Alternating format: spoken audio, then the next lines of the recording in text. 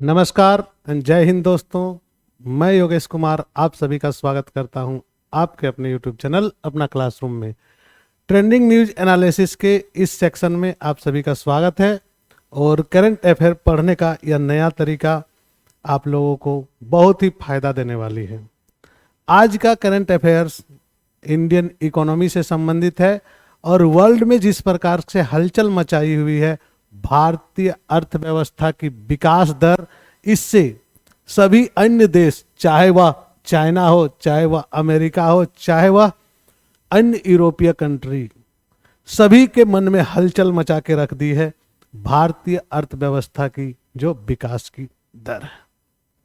दोस्तों, world bank ने, विश्व बैंक ने अपनी एक रिपोर्ट जारी की है। उस रिपोर्ट में उन्होंने कहा है कि भारत की अर्थव्यवस्था अभी वर्तमान समय में जिस दौर से गुजर रही है कि मंदी उसे छू भी नहीं सकती। आपने हाल फिलहाल में ही कई देशों के बारे में आपने जाना होगा और अखबारों के माध्यम से, न्यूज के माध्यम से ये सारी चीजें आपने देखी होगी कि कई अर्थव्यवस्था चौपट हो गई है और कई अभी मंदी के कगार पर है। जिन देशों का मैं नाम नहीं लेना चाहता हूं, जैसे पड़ोसी देश भी है हमारे, जहां पर खाने पीने के लाले पड़े हुए हैं। उसी बीच में भारत के लिए ये इतनी बड़ी खुशखबरी है कि विश्व बैंक ने अपने दावे में कहा है कि भारत की अर्थव्यवस्था जो है वह बहुत ही स्ट्रांग हो चुकी है और भारत की अर्थव्यवस्था सबसे तीव्र विकास गति पर आगे बढ़ रही है। GDP of India current and historical growth rate, India is rank in the world. आपने फोर्ब्स की जो न्यूज छपी है उसमें लिखा हुआ है कि इंडिया का जो जीडीपी है अभी वर्तमान समय में हिस्टोरिकल है, यानी कि इसका अर्थव्यवस्था के सामने अभी दूसरी अर्थव्यवस्था जो है उसे समझना पड़ेगा। विकासशील देशों में अर्थव्यवस्था का इस प्रकार का ग्रोथ जो है ना, यह बहुत ही बड़ा मायने रखता है। भारत की GDP of India currently history क्या कहता है? In the west landscape of global economics India stands out with its meteoric rise and unwavering determination to reach new heights. With the rich cultural heritage and population of over 1.4 billion people, India has emerged an economic powerhouse. इतनी बड़ी बड़ी बातें लिखी गई है भारतीय अर्थव्यवस्था के संबंध में। भारत में क्या है, इसके बावजूद भी क्या किया है विश्व बैंक ने? जो रैंक है, जो विकास दर है, उस विकास दर को कम करने की भी कोशिश की है। ऐसा नहीं है कि विश्व बैंक बहुत ही निष्पक्ष तौर पर, उन्होंने कहा है कि नहीं, भारत का जो विकास दर है वह जितना भारत बता रहा है उतना नहीं है, बल्कि उससे कम है। फिर भी 6.3% किया गया है वर्ल्ड बैंक के द्वारा, फिर भी भारत की विकास दर कई देशों के विकास दर से आगे है। यानी कि India emerge as the faster growing country among world top 5 economy in first quarter 2023। यानी कि पहली तिमाही जिसको बोल सकते हैं, या पहली तिमाही में जो रिपोर्ट जारी किया गया है, इस रिपोर्ट के अनुसार भारत का ग्रोथ रेट बहुत ही जबरदस्त टाइप से आगे उछला है और इसका पूरे दुनिया के जितने भी देश है, सभी देश इस पर बड़ा ही चिंता कर रहे हैं। भैया आप भी प्रोग्रेस करो, हम तो चिंतित नहीं होते हैं। भारत कभी भी किसी के प्रोग्रेस पर चिंतित नहीं होता है, लेकिन जैसे ही भारत का इकोनॉमिक या भारत की कल्चर जो है वह विश्व के पटल पर आती है तो बाकी देशों को चिंता सताने लगती है, जिसमें सबसे बड़ी चिंतित महापुरुष जो है वह हमारे पड़ोसी चाइना है। क्योंकि इसको पता है कि अगर भारत विकास कर रहा है और भारत का आर्थिक विकास दर ज्यादा रहा तो सबसे ज्यादा समस्या हमारे यहाँ। लेकिन इससे बहुत सारी चीजें और भी आपके सामने आ जाती है जिसे समझना होगा। ये सरकार की नीतियां जो है उस पर बहुत बड़ा निर्भर करता है भारतीय अर्थव्यवस्था। चलिए हम लोग देख लेते हैं क्या कहता है विश्व बैंक की रिपोर्ट और वर्ल्ड बैंक ने क्या कहा है भारत के बारे में। इस प्रकार से हम लोग करंट को ले लेते हैं। विश्व बैंक के 6 माही प्रमुख प्रकाशन, जिसको हम लोग बोलते हैं भारत विकास अपडेट, में अपने नवीनतम अंक में कहा है कि विकास में नरमी के कुछ संकेत के बावजूद भारत का विकास दर लचीली बनी हुई है, यानी कि अप डाउन हो रही है। अपडेट में कहा गया है, हालांकि वैश्विक वातावरण में महत्वपूर्ण चुनौतियां बनी हुई है, वैश्विक वातावरण में कई चुनौतियां बनी हुई है, फिर भी भारत दुनिया की सबसे तेज बढ़ती हुई अर्थव्यवस्था में से एक है। विश्व बैंक अपनी रिपोर्ट में कह रहा है कि 2022-23 में पहली 3 माहियों के दौरान वास्तविक जीडीपी में वर्ष दर वर्ष 7.7% की वृद्धि के साथ पूरे के लिए विकास दर 6.9 रहने का अनुमान है। किसने कहा? विश्व बैंक ने 6.9 का अनुमान कहा है। यह बहुत बड़ी बात है दोस्तों भारत की। और करंट के लिए तो आपके लिए इंपॉर्टेंट है ही, करंट में तो आपको यहां पर से क्वेश्चन आएंगे ही आएंगे, 100% आएंगे, इसमें कोई दो मत नहीं है कि नहीं आना है। इस बार का नहीं, यहां से क्वेश्चंस एराइज होते ही है। विश्व बैंक ने वित्त वर्ष 2023-24 के लिए जो जीडीपी अनुमान 6.6 जो प्रतिशत का जो संशोधित किया, और उन्होंने कहा 6.6 नहीं 6.3। अरे भैया, हमने भी तो कहाँ कहा है कि 6.6 है, हमने तो कहा 6.0 से लेके 6.0 से लेके 6.8 तक रहने की संभावना है। भारत ने अपने जीडीपी ग्रोथ को दिखाया है कि कितना रहने का अनुमान है, तो 6.0 से लेके 6.8 तक रहने का अनुमान है, ये अनुमान लगाया जा रहा है। तो विश्व बैंक ने कहा नहीं नहीं नहीं, 6.9 नहीं होगा, आपका 6.3 होगा। कोई बात नहीं है, 6.3 होगा तो कम थोड़ी ना। अरे हमने तो खुद ही कहा है 6.0 से लेकर 6.8 तक रहेगी। धीमी खपत वृद्धि है, चुनौतीपूर्ण बाहरी परिस्थितियां हैं, इसके बाद भी विकास में जो है भारत का जो है रोल है वह बहुत ही ज्यादा है दोस्तों। और इसी रोल के आधार पर यहाँ पर कहा जा रहा है कि भारत का विकास दर इस वर्ष बहुत ही बढ़िया रहने वाली है। भारत में विश्व बैंक के कंट्री डायरेक्टर, नाम याद रखेंगे, अंगुष्टा तानोकुआमे, जो कंट्री डायरेक्टर है भारत का, विश्व बैंक का कंट्री डायरेक्टर अंगुष्टा तानोकुआमे, याद रखेंगे, बार बार मैं बोल रहा हूं, अंगुष्टा तानोकुआमे ने कहा कि भारतीय अर्थव्यवस्था में बाहरी झटकों के प्रति मजबूत लचीलापन दिखा है, और उन्होंने कहा कि बाहरी दबावों के बावजूद भी भारत की अर्थव्यवस्था जो है वह बहुत ही स्ट्रांग है। क्या नाम है? अंगुष्टा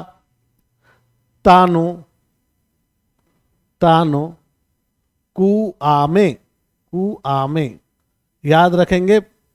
ये जो है यही आपका विश्व बैंक का कंट्री डायरेक्टर जो भारत का है उसका नाम है।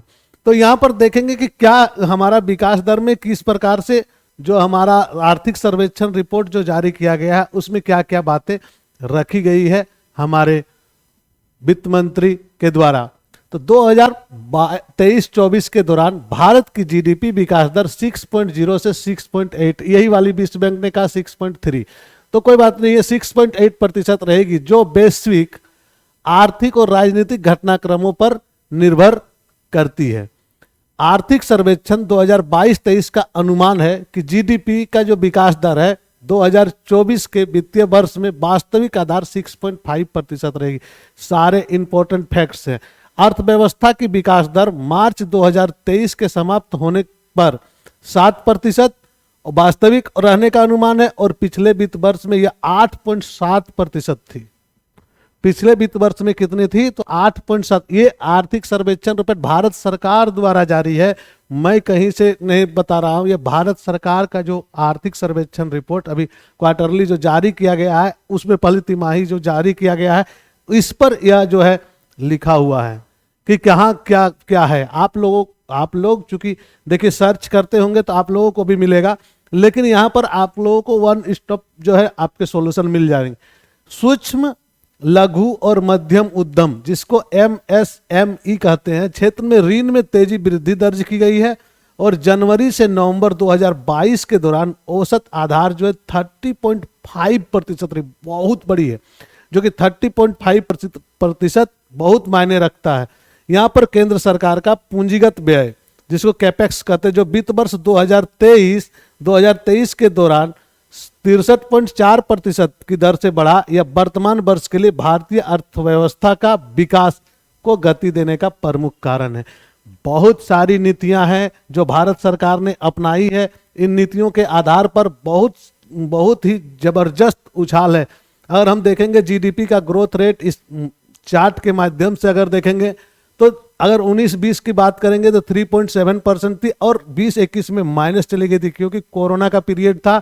ध्यान रखेंगे 21-22 में इसको सुधार लाने की कोशिश की गई है और 22-23 में इस पर बहुत सारे काम हुए और 23-24 में अभी 6.0 से लेकर 6.8 के बीच में रखी गई है। अगर इंडियन इकोनॉमी का एक स्नैपशॉट अगर आप देखना चाहेंगे तो फिस्कल डेफिसिट अभी जो भारत की 6.4% है, यानी कि 6.4 है।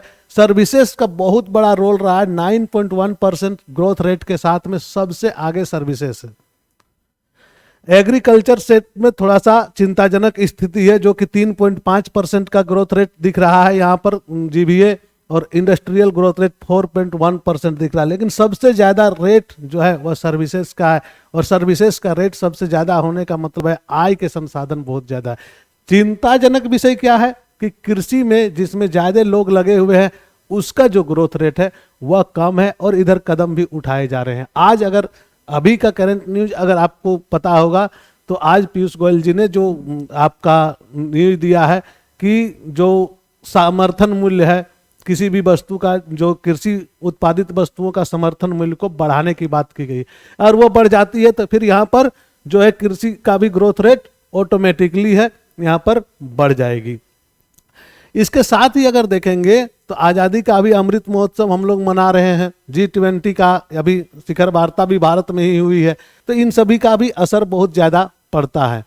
आरबीआई का अनुमान क्या कहता है? आरबीआई का अनुमान है कि वर्ष 2023 के लिए महंगाई दर 6.8% रहेगी जो कि इसकी लक्ष्य सीमा से अधिक है। महंगाई दर बढ़ेगी।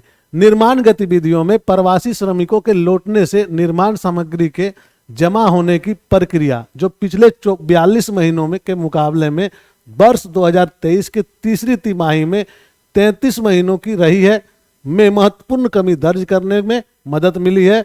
और वित्त वर्ष 2022 के निर्यात में तेजी दर्ज की गई थी तो 23 की पहली छमाही में उत्पादन प्रक्रिया में तेज वृद्धि दर्ज की गई है। जहां पर वहां पर निर्यात पर तेज था 2022 में, यहां पर उत्पादन प्रक्रिया पर तेजी दिखाई गई है। 23 की दूसरी तिमाही में निजी खपत जीडीपी के 58.4% जो है रहा है जो कि बहुत ज्यादा खुश होने का बात नहीं है, जबकि 13-14 में इसके मुकाबले ज्यादा था। 13-14 का हम आंकड़े को क्यों लें? हमारा जो निजी खपत है वह बढ़ रहा है। कारण है हम अभी 1.4 ट्रिलियन जो है आपका जो हमारा जनसंख्या 1.4 के ऊपर हो गया है तो खपत भी तो बढ़ेगा ही, तो खपत बढ़ रहा है, इस कारण से भी थोड़ा सा चिंताजनक है, लेकिन ये चिंताजनक बहुत बड़ा नहीं है। व्यापार संगठन का अनुमान है कि वैश्विक व्यापार में वृद्धि 2022 में 3.5% थी और इसके मुकाबले 23 में 1.0% के निम्न स्तर पर रहेगी, यानी कि व्यापार में थोड़ा सा देखना पड़ेगा। और सर्वेक्षण ने इस तथ्य को रेखांकित भी किया है। अगर हम यहाँ पर देखेंगे फिस्कल डेफिसिट को इस चार्ट में तो आपको पता चलेगा कि 2019-20 में जो भारत की फिस्कल डेफिसिट थी यह 4.7% थी और 2020-21 में 9.2%, 21-22 में 6.7% और 22-23 में 6.4% अनुमानित है। हर चीज इंपॉर्टेंट है इस टॉपिक का, एवरी पॉइंट इंपॉर्टेंट है, इसलिए इसे नजरअंदाज नहीं करेंगे, स्किप नहीं करेंगे, पूरा कंप्लीट आपको यहाँ पर से पढ़ना होगा और ये आएगा एग्जाम में, क्योंकि यहाँ पर बात कर रहे हैं lifting potential growth of physical and digital infrastructure. सर्वेक्षण कहता है कि वित्त वर्ष 2024 की जो गति है वह तेज रहेगी क्योंकि कारपोरेट और बैंकिंग क्षेत्र का लेखा विवरण पत्रों के मजबूत होने से ऋण अदायगी, पूंजीगत निवेश के शुरू होने में अनुमान है और आर्थिक विकास, लोक डिजिटल प्लेटफॉर्म के विस्तार तथा ऐतिहासिक उपायों जैसे पीएम गति शक्ति योजना। देखिए यहाँ पर पीएम गति शक्ति जो नेशनल मास्टर प्लान हो चुका है for seamless movement to the people. Gati Shakti योजना से जो सड़कें बन रही है, रेलवे इंफ्रास्ट्रक्चर बन रही है, इससे क्या होगा, भारत का विकास दर और ज्यादा बढ़ेगा। National monetisation pipeline with 9.0 lakh crore का इन्वेस्टमेंट है। यहाँ पर नेक्स्ट है UPI touched in the highest ever mark with 782 crore transaction in December 2022 में। सारे डाटा पूछे जाते हैं। National logistic policy making, Indian logistic competitive globally, capacity of major ports nearly doubled in 8 year, open network to the digital commerce pipeline and open credit enabled network for the D monetization lending. कहने का मतलब है कि जितनी भी कदम उठाए गए हैं, सारे कदम का फायदा हमारे अर्थव्यवस्था को मिल रही है। अगर हम सोशल इंफ्रास्ट्रक्चर की बात करें तो इकोनॉमिक सर्वे 2022-23 का ही बात कर लेते। Enhance the government expenditure for better quality of life, अच्छी क्वालिटी ऑफ लाइफ के लिए जो गवर्नमेंट कदम उठा रही है उसकी बात यहाँ पर की गई है। इसके लिए बहुत सारे खर्च हुए हैं और 14,500 प्राइम मिनिस्टर श्री स्कूल का निर्माण हुआ है, be built between the financial year 23 to 27। यहाँ पर बोले 14,500 प्रधानमंत्री श्री स्कूल की जो परिकल्पना है वह की जाएगी। Rise in the number of IITs and IIMs and triple IITs। बोल रहे कि इसके साथ ही इन जो मैनेजमेंट कॉलेज और इंजीनियरिंग कॉलेज से इनको बढ़ावा दिया जाएगा।